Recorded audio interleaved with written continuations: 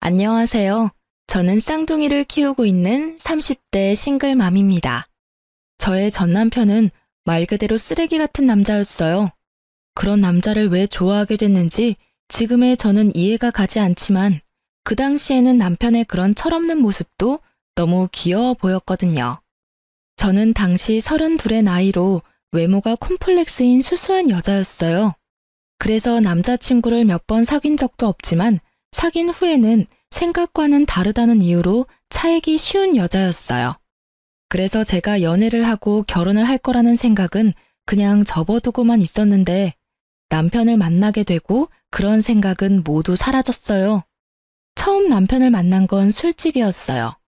저도 남편도 각자 다른 친구와 함께 왔었는데 어쩌다 보니 합석을 하게 됐고 그 과정에서 남편과 친해지게 됐죠. 그때 남편은 푸념처럼 말하곤 했어요. 부모님이 빨리 결혼해서 아이를 가지기를 원한다. 하지만 자기는 그렇게 해줄 여자를 아직 찾지 못했다고요. 솔직히 이 남자가 부모님에게 한없이 약한 인성 좋은 사람인 줄 알았어요. 그래서 그때 이야기도 많이 나누고 연락도 많이 했었어요. 그렇지만 당신은 사귀는 사이는 아니었어요.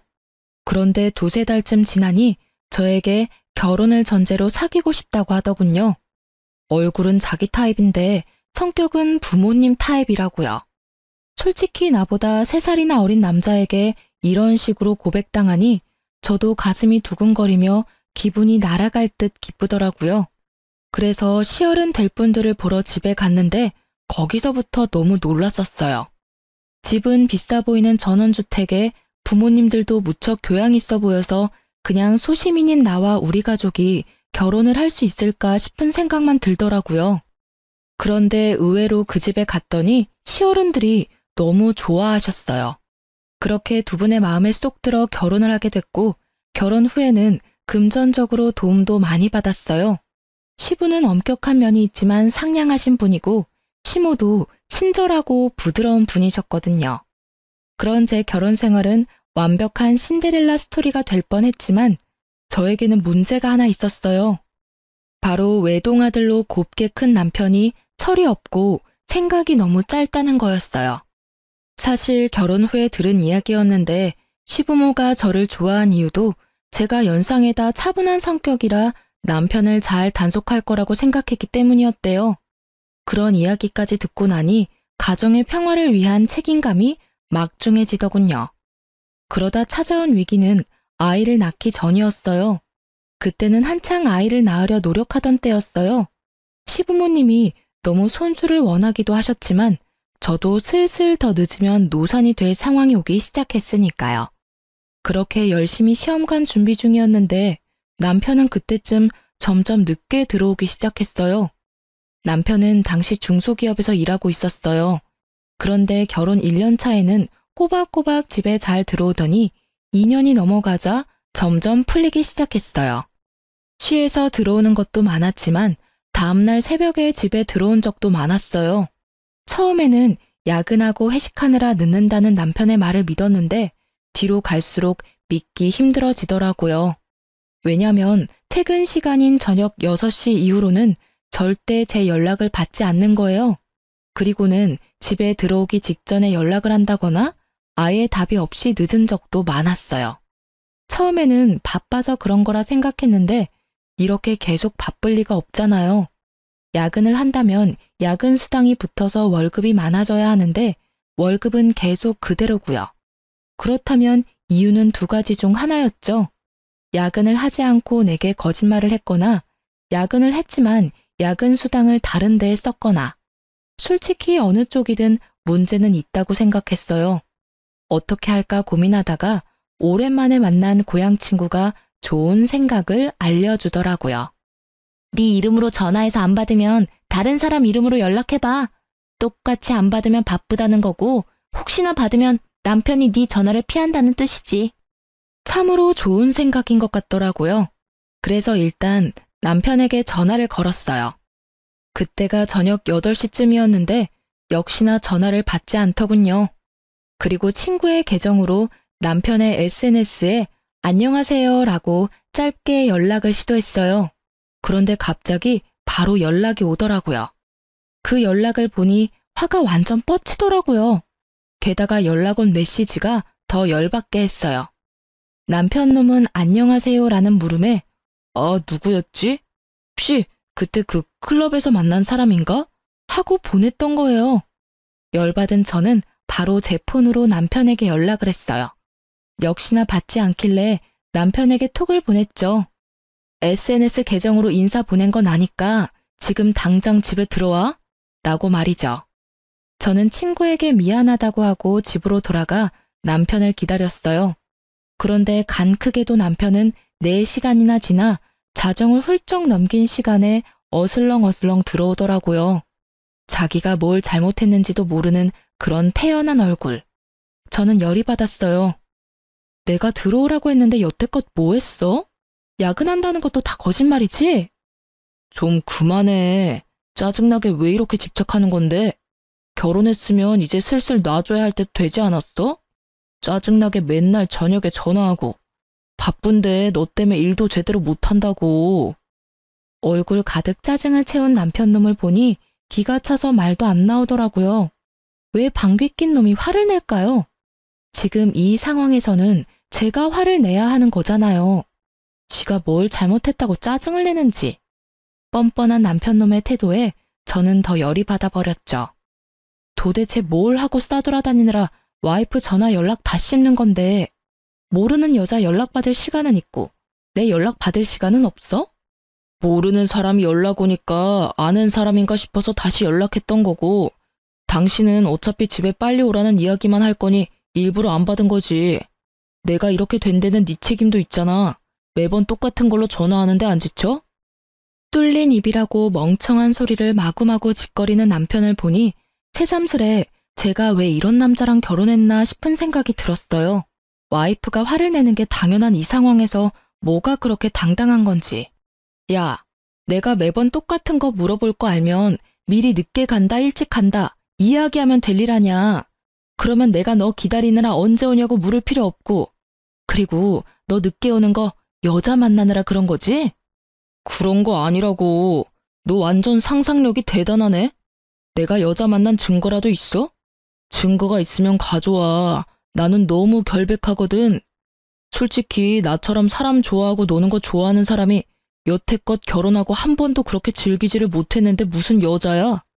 너 여기서 한 발짝만 더 가면 의부증이야. 알아? 그러니까 내 일에 신경 쓰지 마. 저는 뱃속에서 솟아오르는 분노를 꾸역꾸역 삼켰어요. 큰 소리를 내지 않으려 얼마나 고생했는지 계속 침을 삼켜야 했어요. 의부증? 네가 그렇게 행동을 하니까 내가 의심하는 거잖아. 그리고 진짜로 의부증이 어떤 건지 보여줄까? 네가 제일 싫어하는 집착질 보여줘봐. 그래, 너 마음대로 살아봐. 그럼 나도 내 마음대로 시댁에 다 일러 바칠 거니까. 저는 결국 최종 병기를 꺼냈죠. 시댁. 예전에 남편이 제게 이렇게 말했었어요. 부모님은 끊을 수 없는 돈줄이자 족쇄라고 말이죠. 그러니 시댁 이야기만 나오면 약해질 수밖에 없는 거죠. 남편이 중소기업에서 박봉으로 일하면서도 넉넉하게 살 수 있는 건 시댁에서 주는 용돈 때문이었어요. 시부는 매달 우리 집에 80만 원 정도를 주고 계셨어요. 저랑 남편이랑 딱 40씩 나눠 썼는데 그게 크거든요. 꽁돈이라는 생각도 들고, 근데 시댁에서는 한 가지 원칙은 지키셨어요. 남편이 사고를 치면 용돈을 끊어버려요. 물론 시부께서 몰래 제 손에 80만 원씩 쥐어주셨지만 남편은 그런 사정 따위 모르고 있고요. 그리고 그 시댁 어른들은 저를 남편보다 더 믿고 있었으니까요. 남편도 그걸 아는지 결국은 화를 꾹꾹 참으며 말하더군요. 집에는 말하지 마. 일찍 오면 되지? 진짜 너 치사하다. 어떻게 그런 걸로 사람 약점을 잡고 흔들어? 내가 큰 거 바래? 연락 잘하고 늦는 거 좀 피하고 여자 만나지 말고. 그 3가지는 결혼한 유부남의 필수 조건 아니야? 막말로 내가 연락도 안 하고 매일 늦고 술이나 처마시고 깔라대서 집에 남자 향수 풀풀 풍기면서 들어와서 남자하고 연락 주고받는다고 생각해봐. 너라면 그게 정상적인 유부녀라고 생각해? 그 이야기를 들은 남편은 제 말이 일리가 있다고 느꼈는지 한마디 딱 하더군요. 연락만 잘하면 되지. 결국은 그렇게 용돈을 받지 못할까봐 남편은 그 뒤로 연락을 잘하게 됐어요. 잘한다기보다는 형식적이긴 하지만 꼬박꼬박 하게 됐죠.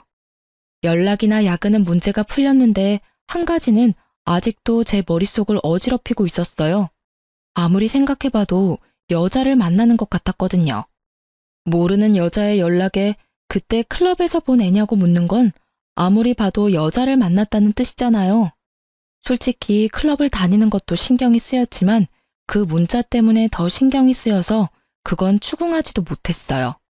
그래서 그 뒤로 남편 카드 내역을 종종 뒤졌어요. 이렇게까지는 하고 싶지 않았지만 신경이 쓰이더라고요. 그래도 그 뒤로는 조용히 몇 달을 넘어갔어요. 그렇게 지지고 볶던 우리에게도 새 생명이 찾아왔어요. 저희는 자연 임신이 안 돼서 시험관을 했었고 그렇게 이란성 쌍둥이를 낳았어요. 이때도 남편은 얼마나 비협조적으로 굴었는지 시모가 강력하게 아이를 원하지 않았다면 아이가 생기지 않았을지도 모를 정도였어요. 저는 천사 같은 두 아이들을 위해 간호사 일을 그만두고 집에서 육아에 전념하기로 했어요. 육아휴직이 없었지만 시모가 매달 150만 원 정도 주고 있었어요. 솔직히 우리가 살고 있는 집도 차도 모두 시부모 명의라 저희 앞으로는 돈 나가는 게 별로 없었어요. 게다가 시모는 자주 저희 집으로 배달을 시켜주셨어요. 시댁에서 드실 고기나 야채, 과일을 저희 집으로도 똑같이 배달시켜주곤 하셔서 따로 저희가 돈이 들어갈 곳도 많이 없었어요. 대신 쌍둥이 육아는 거의 혼자서 해야 해서 힘들긴 했어요. 그렇게 육아에 제가 신경을 온통 뺏기고 있을 때 망할 놈은 주말마다 놀러 나가기 바빴어요. 그래도 평일에는 일찍 집에 들어오려고 했으니 저도 평범하게 생각했었고요. 게다가 친구와 주말에 여행을 가거나 일로 출장을 가는 일이 잦아져서 남편의 폰에 위치 추적 어플도 설치했었거든요. 혹시나 또 다른 여자 만나러 갈까 봐서요. 그런데 항상 간다던 목적지 그대로였고 친구들도 모두 사진 찍어서 보내니 의심할 게 없었어요. 그렇게 지내다가 하루는 시모와 병원에 다녀오는 길에 아무 생각 없이 위치 추적 어플을 켰어요. 평일 낮이라 회사에 있을 거라는 당연한 생각을 하고 켰는데 현재 남편의 위치는 회사가 아니라 강릉이더군요. 어플이 혹시라도 잘못됐을 수도 있으니 확인을 해보려고 남편 회사에 전화를 했어요. 남편이 연락을 안 받는다고 하고 바꿔달라고 했더니 남편이 연차를 썼다고 하는 거예요. 저는 그 말에 잊고 있던 분노가 치밀어 오르는 것을 느꼈어요. 애들이 있으니 화는 못 내고 참고 있었는데 더 미쳐버리겠더라고요. 와이프에게 숨기고 평일에 연차를 썼다. 분명히 숨기고 싶은 행선지 숨기고픈 상대가 있다는 거 아니겠어요? 이건 99.9% 여자가 있는 거라는 생각이 들었어요. 그런데 아무리 요리조리 찾아봐도 꼬리를 못 잡겠더라고요. 기회를 엿보고 있었는데 며칠 뒤 주말에 남편이 인사불성이 돼서 친구들에게 실려왔더라고요. 저는 이때가 기회라고 생각하고 남편의 폰부터 뒤졌어요. 그런데 이 용의주도한 남편놈은 패턴과 비밀번호까지 싹 다 바꿔놨더라고요. 지문으로도 해봤는데 지문 인식도 안 해놨더군요. 결국 허탕만 친 저는 한숨을 쉬며 남편을 놔두려다가 남편의 넥타이가 사라진 걸 발견했어요. 아침에 나갈 때는 분명 제가 선물한 넥타이를 착용했었거든요. 그게 사라진 걸 보니 기분이 또 나빴어요. 이제는 제가 사준 선물까지 막 버리고 다니나 싶은 생각이 들었거든요. 주말이라 애들을 시댁에 맡겨놓았던 저는 남편과 같은 집에 있기 싫어서 낮쯤에 밖으로 나와 길거리를 걸었어요. 저녁까지 들어가지 않고 혼자 시간을 보내다가 중고거래 어플에서 보내온 알림을 받고 집으로 향했어요. 공기청정기를 시모가 새로 사줘서 기존에 쓰던 걸 중고거래하려고 했거든요. 그 글을 올려놨었는데 누군가 연락이 온 거죠. 그 연락을 확인하러 중고거래 어플에 들어간 저는 그곳에서 잃어버린 물건 주인을 찾는다는 최신 글을 보고 깜짝 놀랄 수밖에 없었어요. 바로 뒷면에 남편 이름이 적힌 남편의 넥타이였거든요. 집 근처에 술집 사장이 올린 글이었는데 어제 처음 온 손님 넥타이라며 가져가라고 글을 올려놨더라고요. 저는 이거다 하고 생각하고는 후다닥 술집으로 향했어요. 안녕하세요. 넥타이 보고 왔는데요. 저희 남편 거라 찾으러 왔어요. 제가 말을 꺼내자 술집 사장님이 고개를 갸웃거리더라고요. 왜 그러세요? 아니, 어제 본 얼굴이랑 다른 것 같아서요. 어제 같이 오신 분 맞죠? 그 이야기에 드디어 꼬리를 잡았다는 생각이 들었어요. 어제 분명히 다른 여자랑 여기 온 게 틀림없었어요. 저기 혹시 그 CCTV 영상 좀 볼 수 있을까요? 어제 남편이 지갑도 잃어버린 것 같아서 확인 좀 하려고요. 물론 그런 적은 없지만 이렇게라도 말하지 않으면 CCTV를 보여주지 않을 것 같아 그렇게 말하고 CCTV 영상을 돌려봤어요. 그리고 남편의 옆에 있던 여자의 얼굴을 확인하던 순간 저는 머리를 강하게 한 대 맞은 기분이 들었어요. 저번에 친구 계정으로 남편에게 연락을 보냈었잖아요. 그때 그 친구였던 거예요. 이 두 사람이 나 몰래 만나고 있었던 거죠. 게다가 어찌나 가까운 사이인지 아주 찰싹 붙어가지고는 누가 봐도 우리 연인 사이예요 하는 모습을 하고 있더라고요. 저는 동영상을 사진과 영상으로 저장해서 남편에게 바로 보냈어요. 집으로 돌아가는 길에 남편의 전화가 계속 오는데 싹 다 무시했어요. 어차피 집에 가서 볼 걸 여기서 체력, 마음 낭비 하고 싶지 않았거든요. 집에 도착하자마자 남편이 꺼낸 첫 마디가 뭐였는지 아세요? 왜 전화를 안 받아? 몇 번을 전화했는지 알기나 해? 왜 내 전화 무시하는데? 전화를 무시한 게 그렇게 큰일일까요? 매번 무시하는 너는 뭐냐고 쏘아주려다가 겨우겨우 참은 제가 말했어요. 내가 보낸 사진을 보고도 왜 전화 무시하냐는 말을 먼저 하는 너라는 놈에게 이제 질리려고 해. 그래 말해봐. 언제부터 내 친구랑 바람 폈어? 언제부터겠어? 네가 그 여자 계정으로 나한테 연락했을 때부터지. 그렇게 예쁜 여자가 있었는데 잘도 숨겼네? 제가 제 손으로 무덤을 판게 됐어요. 불륜도 쿵짝이 맞아야 하는 거잖아요. 남편만 단속한다고 될 일이 아니었어요. 저는 제 친구가 제 남편에게 들이댔다는 것도 정말 충격이었어요. 그런 친구라고 생각한 적 전혀 없었으니까요. 야, 쓰레기 같은 놈아.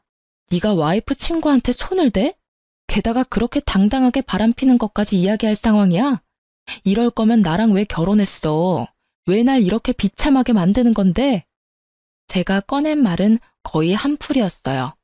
대답 같은 건 듣지 않아도 되는 한풀이. 그런데 남편 놈은 기가 막힌 대답을 내놓더군요. 네가 성격은 수수하고 조용해서 내가 밖으로 나돌아다녀도 별말 안 할 줄 알았지. 이렇게 괄괄하고 집착하는 성격인 줄은 꿈에도 몰랐어. 이렇게 땡땡댈 줄 알았으면 다른 여자랑 결혼하는 게 차라리 나았을 것 같아. 엄마가 빨리 결혼해서 애 낳으라고 난리쳐서 제일 만만해 보였던 너하고 결혼한 건데 완전 망했잖아. 네가 다른 여자 만나고 밖으로 나돌아다녀도 별말 안 하고 참아주는 여자? 그런 여자가 세상에 어디 있겠어. 있다면 네 돈 보고 결혼해서 딴 주머니 차려는 여자겠지. 내가 미쳤지. 네 본성을 못 알아보고 결혼한 내가 미친 거야. 그래, 조용하고 아무 말 못할 여자랑 결혼하고 싶었으면 인형이랑 결혼하지 그랬어. 그러게 좀 적당했어야지. 이게 뭐야? 결국은 내가 너한테 마음 뜬 건 다 네 탓이라고. 내가 잘못했다고 생각하는 것 자체가 난센스야. 원인은 모두 너한테 있다는 말이지. 밖으로 내뱉는다고 다 말이 아니야. 뭐 됐어. 너랑은 이야기 끝났어. 그럼 같이 가서 시부모님한테 이혼하겠다고 말씀드려. 나 당신이랑 못 살겠으니까. 정말? 진짜 이혼해주는 거야? 우와, 요 근래 들어 너무 좋은 일이잖아. 그래, 내가 가서 직접 말할게. 지금 갈까? 룰루랄라 얼씨구나 좋아하는 남편놈을 보니 생각하는 게 눈에 훤하더라고요. 돌싱되면 신나게 놀 수 있을 거라고 생각하는 듯 했어요. 그렇지만 누가 그렇게 놔둔대요? 절대 그렇게 놔둘 수 없죠. 남의 눈에 눈물 나게 해놓고 즐겁게 보내도록 만들면 안 되죠. 내가 불행한 만큼 너도 불행해져야 똑같을 거잖아요. 제가 굳이 남편놈에게 이혼 이야기를 직접 시부모님에게 밝히라고 한 데는 다 이유가 있었어요. 그런데 그것도 모르고 좋아하며 앞장서는 남편을 보니 속으로는 회심의 미소를 날리고 있었어요. 저와 남편이 시댁에 도착했을 때는 이미 저녁 시간이 훌쩍 지났을 때였어요. 아이들은 모두 작은 방에서 자고 있었고 시부모님은 두 분이서 조용히 TV를 보고 계셨어요. 어머, 너희들 웬일이니? 갑자기 무슨 일이야? 애들 벌써 데리러 왔어? 아님, 어디 아파? 시모는 걱정이 가득한 얼굴로 저희에게 왜 왔냐고 물어봤어요. 아니, 콕 집어 저에게 말한 거죠. 시모와 함께 병원을 다녀온 게 며칠 전 일이라 시모가 저에게 신경을 많이 쓰고 계셨거든요. 저는 남편을 앞으로 떠밀었어요. 남편은 당당한 걸음으로 앞으로 나서더니 자기가 결심한 걸 이야기하더라고요. 엄마, 우리 이혼하기로 했어. 그러니까 그렇게 알고 있으라고. 남편 놈의 폭탄 발언에 시부모는 완전 난리가 났어요. 갑자기 그게 무슨 말이야? 이제 막 쌍둥이 낳은 애들이 이혼은 무슨 이혼이야? 너희 싸웠니? 싸웠다고 해서 그런 말 막 하면 안 돼. 그래, 무슨 일인지는 모르겠지만 대화로 잘 풀어봐, 응? 부부싸움은 칼로 물베기 같은 거야. 둘이서 잘 이야기해보면 분명히 조율이 될 테니까. 시부모는 저희를 달래려 애쓰는 중이었고 남편은 그 상황에서도 아주 당당하게 말하더라고요. 아니, 남편이 밖에서 하는 일에 사사건건 참견하고 떽떽거리며 잔소리하는 거 싫어서 이혼하고 싶은 거예요. 게다가 의부증까지 있는지 저한테 위치 추적 앱 같은 거 설치해놔서 솔직히 숨 막혀서 같이 못 살겠어요. 다른 사람들이 들으면 오해하겠어. 당신은 아무 잘못 없고 나만 잘못한 것처럼 말하네? 왜 당신 바람핀 이야기는 안 해? 나한테 속이고 내 친구랑 강릉 여행 가고 술집에서 친구 옆에 끼고 놀다가 내가 선물해준 넥타이 버리고 온 건 왜 이야기를 안 해? 부모님들도 모든 상황을 다 들어야 우리가 왜 이혼을 결심했는지 이해하실 거 아냐. 누가 이야기 안 한대? 이제 막 할 거였다고. 뭐 엄마 아빠 들으신 대로 바람핀 건 사실이고요. 당분간은 돌싱으로 있고 싶어요. 솔직히 결혼 생활 내내 너무 답답했거든요. 와이프가 잘못하긴 했지만 저도 바람핀 책임은 있으니 부모님이 이 여자한테 위자료 두둑히 좀 챙겨주고 좋게 끝내면 될 것 같아요. 그 말을 들으니 제가 이혼을 결심한 게 정말로 잘한 일이라는 게 확 와닿더라고요.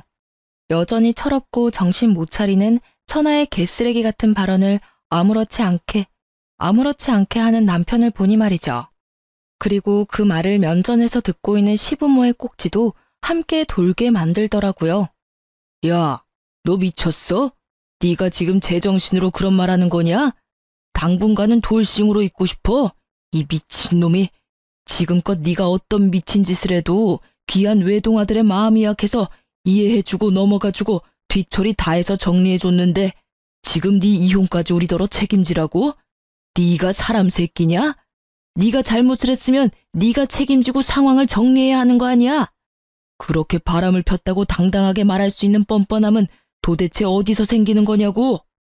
온화하던 시부의 얼굴이 벌겋게 터질 것처럼 부풀어 올랐고 남편은 어리둥절한 표정으로 지금 이 상황을 이해조차 못하고 있더라고요. 아니, 여태껏 잘해주셨잖아요. 결혼한 거 그냥 이혼하겠다는데 왜 그렇게 심각하게 굴어요?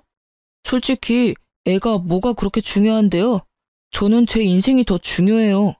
애한테 인생 붙들리는 거 딱 사양이라고요. 남편의 말에는 더 이상 생각해줄 가치조차 없었어요. 어머님, 아버님, 일이 이렇게 됐으니 며칠 전에 저와 나눈 이야기는 없던 걸로 해야 할 것 같아요. 어차피 가족이 아니면 그게 좀 힘들다고 하니까요.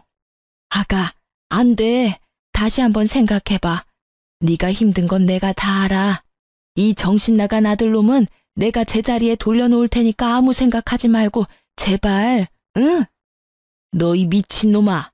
너 와이프의 생떼 같은 자식들 놔두고 뭐하는 짓거리야? 네가 뭔 짓을 한지 알기나 해? 이 천하의 모조리 같은 놈, 네가 결국은 이렇게 불효를 해? 아니, 왜 나한테 소리 지르냐고요? 내가 엄마 아들인데 왜 저 여자 편만 들고 있는데요? 솔직히 이것도 엄청 짜증나거든요? 내가 무슨 말만 하면 며느리한테 물어봐야 한다. 며느리랑 상의했냐? 안 되겠다, 며느리한테. 이게 정상이에요? 볼멘 소리로 불평을 쏟아내는 남편을 보더니 시부가 맞받아쳤어요. 네가 이러니까 우리가 며느리를 찾는 거 아니냐? 네가 처신을 똑바로, 아니지, 상식적으로만 해도 우리가 며느리를 찾을 리가 있겠어? 너 혼자 애 둘을 어떻게 키울 건데? 귀찮게 애는 왜 키워요? 그냥 다 이 여자 줘버려요. 애는 기회 되면 다시 만들면 되지. 네가 진짜 미쳤지? 너희가 왜 시험관을 했는데? 네가 지금 시험관 아니면 애를 못 낳는다고? 그 와중에 손주들까지 우리한테서 떼어놓겠다고? 네가 사람 새끼야? 넌 도대체 뭐가 모자라서 이렇게 참한 며느리랑 이혼을 하려는 거야? 네가 여태껏 데려왔던 애들 중에 이만큼 착하고 성실한 애가 있기는 했어? 설마 또 어디서 너처럼 노는 거 좋아하는 여자 데리고 오면 우리는 허락할 생각 추호도 없어. 아버지, 그건 걱정하지 마시라고요. 저 당분간 여자 데리고 올 생각 없다니까요. 솔직히 돌싱을 좀 더 즐기고. 그 이야기에 시모가 남편 등짝을 찰싹 때리더라고요. 결국 참지 못한 거겠죠. 저는 이 쓰레기 같은 남편 놈이 이제 무슨 말을 해도 더 이상 화가 안 났어요. 그냥 빠른 손절이 답이라는 것만 더 강하게 느낄 뿐이었죠. 뭘 더 즐겨 뭘? 네가 지금 엄마 목숨줄 가지고 있는 거 모르지? 이런 말까지 안 하려고 했는데 네 와이프가 나한테 뭘 해주기로 했는지 모르지? 그게 뭔데요? 뭔데 이렇게 호들갑인데요? 뭐 얼마나 대단한 거길래 거창하게 목숨줄 운운하는 건데. 네 와이프가 얼마 전에 너희 엄마랑 병원 갔다 왔어. 신장이식 적합한지 조직 검사 받으러. 검사상 운이 좋은 건지 하늘이 도왔는지 조직이 잘 맞아서 이식 진행하기로 했는데 네가 지금 이혼하면 그 신장 못 받아. 엄마 매번 투석하러 다니느라 힘든데 너 때문에 이식도 못 받고 죽으면 네가 책임질 거야? 내가 며느리 신장 때문에 이러는 거 아니야. 시부모한테 신장 떼주는 게 어디 쉬운 일인 줄 알아? 네가 모자람 없이 컸다고 돈이면 다 된다고 생각하나 본데 이런 거는 돈으로 되는 문제가 아니야. 하늘이 내려준 기인을 네가 네 발로 차버리니 이 부모 속이 문드러지는 거 아니냐고. 어른들한테 잘해. 애들한테도 잘해. 성격도 좋고 너 단속도 잘하는 이런 며느리 대체 뭐가 문제라고 네 놈은 이혼을 하겠다 지랄이야? 시부의 그 말에 남편의 얼굴이 깜짝 놀라더라고요. 저는 이때 남편이 180도 돌변해서 저한테 사과라도 하면 어쩌나 생각했거든요. 솔직히 정이 뚝 떨어진지라 어차피 이혼 결심은 했는데 진심으로 사과하면 시부모님 생각에 마음이 약해지면 어쩌지 하는 생각이었죠. 그치만 저의 기우였던 거죠. 이 멍청이가 뭐라는 줄 아세요? 그러면 나한테 먼저 말했어야지. 그런 건 내가 해결해 줄 수 있으니까. 뭐? 이식을 네가 해주려고? 시부모는 기대감 하나도 없는 목소리로 남편에게 물었고 남편은 당당하게 말했죠. 지금 사귀는 여자한테 말하면 되잖아. 그 여자가 엄마한테 주면 되지. 조직검사 안 맞으면 다른 여자 데리고 올게. 그럼 됐지? 그 이야기를 듣는 저도 벙치고 시부모님도 벙치고 결국 시부모님은 화가 머리끝까지 나서는 또 등짝을 날리더라고요. 얼마나 분노했는지 시부는 말까지 더듬더라고요. 하긴 그 대사가 충격이긴 했어요. 지가 만날 여자들은 뭔 죄예요? 게다가 시부모님들이 그런 걸 허락이나 할 것 같으냐 그 말이죠. 제가 신장 주겠다고 했을 때도 극구 사양하셨던 게 시모였어요. 어차피 오래 살았다며 네 거 받고 몇 년 더 사는 게 무슨 의미냐고요. 시모는 진짜 좋은 분이신데 자식은 왜 이 모양 이 꼴인 건지. 너 이 미친놈이 말을 네가 지금 무슨 말을 한 건지 알기나 해? 그럼 그렇지. 네가 해주겠다는 말은 애초에 기대하지도 않았어. 그런데 이런 정신 나간 말을 들을 생각도 없었다고. 뭐? 여자들을 데려와서 검사를 해? 이 미친놈이 아직 정신을 덜 차렸어. 무슨 뻔뻔함으로 그런 짓을 하게 해? 아이고 머리야. 내가 자식 새끼를 잘못 키웠어. 오냐오냐 키웠더니 아주 제 앞가림 하나도 못하는 애 하나를 어른으로 키웠네. 차분하고 꼼꼼한 며느리 보고 겨우 결혼시켜놨더니 결국은 내가 또 이 꼴을 봐. 저는 이 정신나간 멍청이와는 더 이상 함께할 수 없다는 걸 재확인하고서야 시부모님에게 다시 말했어요. 어머님, 아버님, 죄송해요. 솔직히 이 사람이 저한테 사과했으면 어떻게든 참고 살아보려고 했는데 이렇게까지 말하니 이혼을 하는 게 맞는 것 같아요. 저도 이런 말씀을 드리게 돼서 너무 죄송해요. 아가, 너 없으면 얘 사람 구실하면서 못 살아. 그러니까 제발 신장 같은 건 안 줘도 되니까 옆에 붙어서 사람처럼만 살게 해줘라, 응? 부탁이야. 너 이혼하고 나면 얘가 데려올 여자들 안 봐도 눈에 훤해. 죽었다 깨도 너 같은 여자 못 만나. 그러니까 제발. 엄마, 뭐 하는 거야? 왜 이 여자한테 매달리는데? 그리고 내가 뭐 어때서 그러는 거냐고. 나도 철들었다니까. 엄마 신장도 내가 하나 갖다 주겠다니까. 미친놈아, 말 좀 그만해. 네가 말할 때마다 이 엄마 가슴이 무너진다. 신장 소리 어디 가서 하지도 마. 이혼하면 가족이 아닌 게 돼서 공여자가 힘들 거라고 알고 있거든요. 결국은 이렇게 이혼해서 시댁과 남이 되게 되었으니 시모와 시부가 저에게 너무 잘해주셔서 미안한 마음은 가득했지만 어쩔 수 없는 일이잖아요. 남편이 제 곁에 붙어 있다면 신장 하나 줘도 몸 관리하며 평생을 살아갈 수 있겠지만 남편 없이 애 둘을 혼자 키워야 하는 상황이면 신장 하나 없는 게 어떤 느낌인지 감도 오지 않을 만큼 두렵거든요. 결국 저는 시부모와 남편 놈을 놔두고 나왔어요. 제 이야기는 끝났고 시부모와 남편이 할 이야기가 남았겠죠. 저는 나와서 바로 상간녀인 제 친구를 찾아갔어요. 그 상간녀는 저와 결혼 후에 만난 친구거든요. 그래서 결혼식에도 온 적 없고 남편과 만난 적도 없었어요. 원데이 클래스 하면서 만난 사이라 엄청 친하고 그럴 것도 없었지만 말이 잘 통한다고 생각했는데 뒤로 이렇게 음침한 일을 벌일 줄은 상상도 못했네요. 저는 친구에게 만나자고 연락을 넣고 카페에서 기다렸어요. 앉아. 너 나한테 해야 할 말 없어? 저는 오자마자 친구에게 물었어요. 무슨 말? 나 너한테 할 말 없어. 네가 나한테 보자고 한 거니까 네가 나한테 할 말이 있는 거겠지? 무슨 일인데 불러내서 분위기 잡는데? 꼭 내 입으로 들어야겠어? 너 내 남편이랑 바람 피는 거 나한테 들켰어. 이래도 할 말 없어? 아, 그거? 그게 어때서? 사람 만나서 사랑하는 거 흔한 일 아니야? 그 사람의 유부남이었을 뿐이고 나는 그래도 상관없다고 생각한 것뿐이고 내가 직접적으로 너한테 상처 준 건 없잖아. 아주 둘 다 쌍으로 또라이였더라고요. 말하는 걸 들으니 참. 그래, 상처 준 건 없지. 그래도 남의 남편하고 바람난 걸 세상에서는 불륜이라고 불러. 그리고 너는 상간녀고 내 남편은 불륜남이지. 넌 뭐가 그렇게 잘나서 떳떳해? 네가 한 행동에 조금도 미안한 마음 없어? 너 설마 이러려고 나하고 친구했어?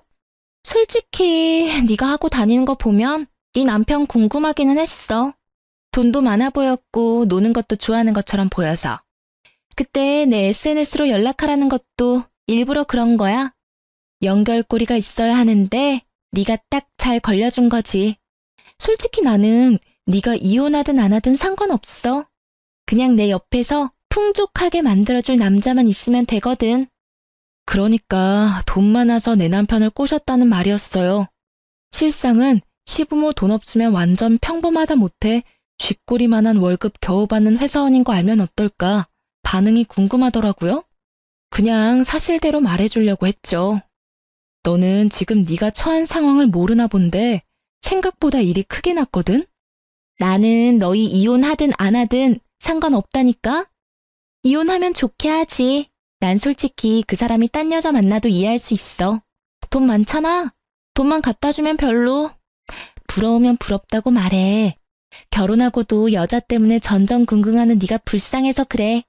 그 남자 폰 보니까 나 말고도 여자 많던데 뭐. 제 말을 제대로 듣지도 않고 그저 이딴 말만 짓거리는 친구를 보니 참으로 답 없다고 생각했어요. 안 부러워, 전혀. 그리고 넌 남편이 어떤 놈인지도 모르고 있는 것 같고 그 집에서 무슨 일이 벌어지는지도 모르는 것 같네. 내가 말해줘도 들을 것 같지도 않고 그냥 몸소 겪어봐. 네가 그렇게 즐거울 수 있는 것도 오늘까지일 테니까. 아무것도 모르는 애를 그냥 두고 나와버렸어요. 길게 말할 것도 없더라고요. 차랑 뭐 이런 이야기 했으면 저도 화났을 텐데 돈 이야기하니 그냥 김 빠지더라고요. 돈 보고 만나는 걸 보니 조만간 남편 본체 알면 떠나겠구나 싶기도 했고요. 그렇게 며칠 뒤에 시모한테 저 연락이 왔더라고요.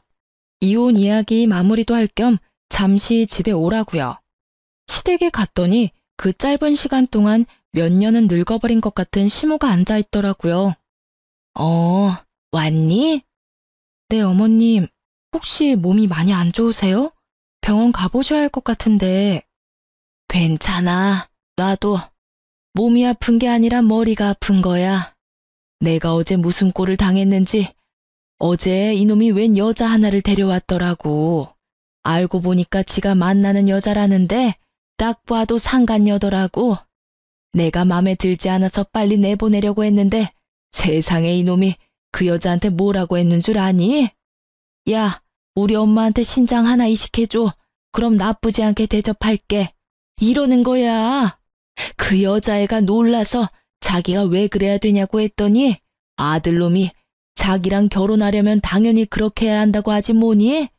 그 대화에 나도 놀라고 남편은 더 열받아서 노발 대발. 그 와중에 병원까지 데리고 간 거 아니? 병원을요? 거기 가서 뭘 했는데요? 뭐긴 뭐야. 내 아들인데 그 속을 모르겠어? 어디서 그런 미친 것이.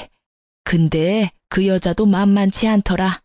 나한테 자기가 신장 주겠다면서 결혼하려면 당연히 그렇게 하겠다면서 앞장서는데 아휴, 결국은 바로 나왔어.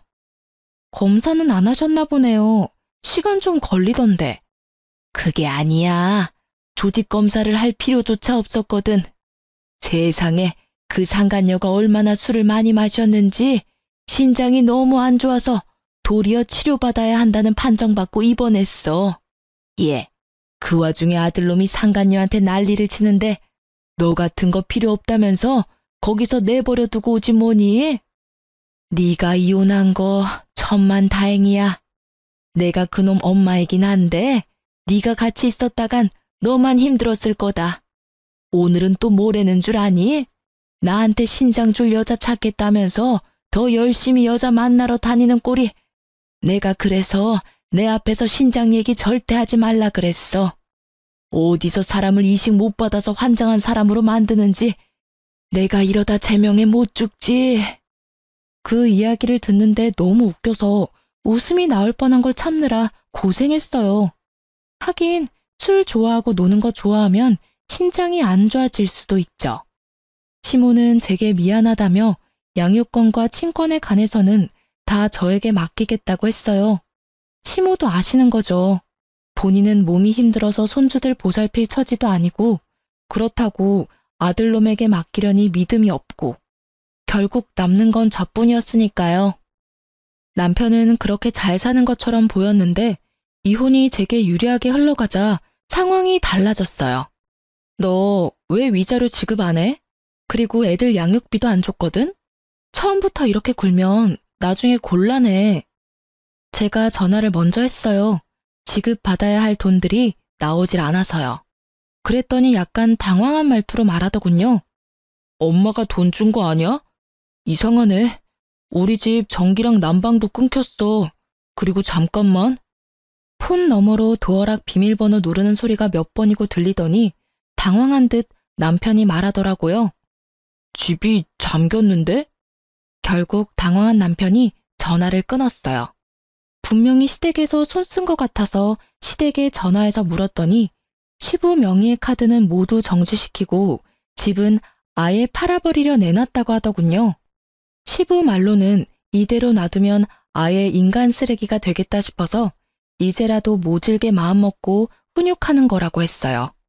결국 시부모의 단호한 제재에 깜짝 놀란 남편놈은 시부모에 매달리며 돈줄 끊지 말아 달라고 했지만 시부가 너도 성인이고 번듯한 직장 있으니 네 돈으로 벌어서 네 돈으로 살라고 했다네요. 그렇지만 이미 카드빚도 가득한 데다가 여자들과의 유흥에 돈을 다 써버리는 바람에 쓸 돈이 없었으니 결국 여자도 못 만나고 열심히 돈만 갚는 중이라고 해요.